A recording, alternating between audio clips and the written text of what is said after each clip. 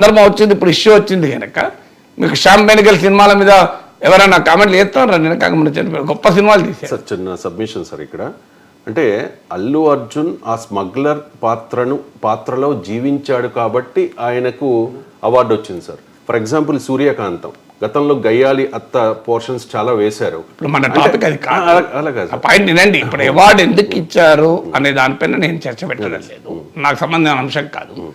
అందుకు ఇప్పుడు ఇష్యూ అది కాదు కదా. ఇష్యూ సీతకి ఏం మాట్లాడదండి, అది మీరు మళ్ళీ డైవర్ట్ చేశారు. అవార్డు ఎందుకు వచ్చింది, అవార్డు ఇవ్వడం రైటా రాంగా, దట్ ఇస్ డిఫరెంట్ డిబేట్. దానిపైన భిన్నాభిప్రాయం ఉండొద్దు అంటే తప్పు కదా అంటున్నా. దానిపైన భిన్నాభిప్రాయమే ఉండొద్దు. ఇప్పుడు ఆ అవార్డు ఎందుకు వచ్చింది అనేది డిఫరెంట్ స్టోరీ. మరి జైవీంలో సూర్య నటించలేదా, ఆయన దరిద్రంగా నటించిందా, అది వేరే చర్చ. సో ఏ పాత్రలో ఎవరు నటించారు, ఆ పాత్రకున్న ఔచిత్యం ఏంటి, ఇవేవి చూడకుండా అవార్డు ఇస్తారా? That people can have different opinions. ఇప్పుడు స్మగ్లర్గా నటించడం కూడా నటన, చాలా గొప్ప నటన అని అనుకుంటే దాంట్లో అభ్యంతరం ఏం లేదు, మాది ఇచ్చుకోవచ్చు. అందువల్ల ఆ అవార్డు ఇవ్వడం రైట్ అని ఒక అభిప్రాయం ఉండొచ్చు, రాంగ్ అని ఒక అభిప్రాయం ఉండొచ్చు. పాయింట్ అలా ఒక అవార్డు ఎందుకు ఇచ్చారన్న పాయింట్ను ఆంధ్రాలో నువ్వు వెళ్ళిపో అన్నదాన్ని రెండు ఒకటే అని ఎట్లంటారు చెప్పండి. అది ఆ స్టేట్మెంట్ వేరు, ఈ స్టేట్మెంట్ వేరు అనేది. ఈ స్టేట్మెంట్గానే చూడాలి.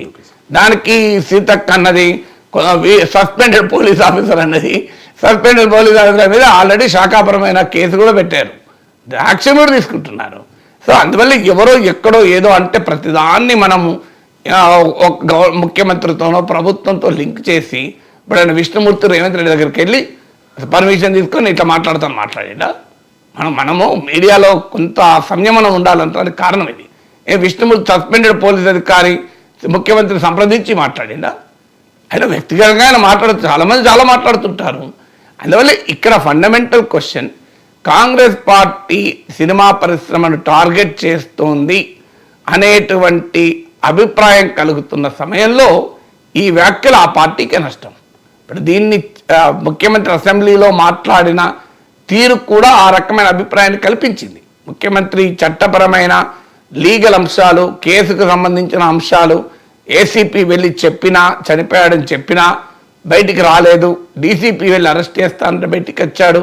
ఇక్కడ వరకు సీక్వెన్స్ ఆఫ్ ఈవెంట్ చెప్పడం ఒక ఎత్తు అయితే, ఆయన కాలు పోయిందా, కన్ను పోయిందా, కిడ్నీలు దెబ్బతిన్నాయా, ఇవన్నీ మాట్లాడాడు. ఇప్పుడు ఆ టాక్ మాట్లాడిన తర్వాతనే వీళ్ళందరూ రెచ్చిపోతున్నారు. ఇప్పుడు ముఖ్యమంత్రి అసెంబ్లీలో మాట్లాడిన దాని రిఫ్లెక్షన్ మనకు కనబడుతుంది ఇప్పుడు ఎమ్మెల్యే మాట్లాడినట్లు. అందువల్ల ఇది కాంగ్రెస్ పార్టీకి గౌరవాన్ని ఇవ్వదు. ఎందుకంటే సినిమా పరిశ్రమ మొత్తాన్ని కానీ అల్లు అర్జున్ కూడా టార్గెట్ చేయడం కరెక్ట్ కాదు. టార్గెట్ ఇన్సిడెంట్ మాత్రమే.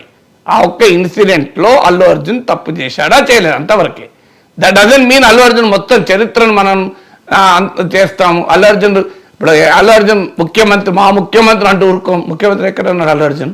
ఒక్క మాటలే ఆయన ప్రెస్ కాన్ఫరెన్స్ మళ్ళీ ఒకసారి చూడమనండి, బహుశా చూసి ఉంటాడు ఎమ్మెల్యే. అల్లు అర్జున్ ప్రెస్ కాన్ఫరెన్స్లో ఒక్క మాట నెగటివ్గా రేవంత్ రెడ్డి పైన అనలే. అది వాస్తవం, మనం రియాలిటీ. ఏమన్నాడు? తన పైన వచ్చినటువంటి ఆరోపణలు తప్పన్నాడు.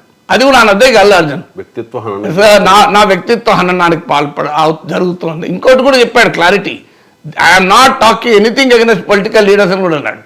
ఇది ఏ ప్రభుత్వం మాకు బెనిఫిట్ చేసిందని కూడా అన్నాడు. ప్రభుత్వానికి కృతజ్ఞతలు చెప్పాడు. ఏ రాజకీయ నాయకుని పైన, ఏ వ్యవస్థ పైన నేను కామెంట్ చేయడం లేదు. నా పైన వస్తున్న సమాచారమే కావచ్చు, ఆరోపణలు కావచ్చు, వాటిని నేను సమాధానం ఇచ్చుకుంటున్నా అంటాడు. ఆ కూడా లేదా తెలంగాణలో? అది ఇది ఎక్కడ విచిత్రం అండి. మేము ఆయన ఇంటి మీదకి వస్తాం, ఆయన కాంగ్రెస్ శ్రేణులు వస్తారు అంటే కాంగ్రెస్ పార్టీ రాష్ట్రాన్ని పాలించమని ప్రజలు ఓటు వేశారా, దాడులు చేయమని ఓట్లు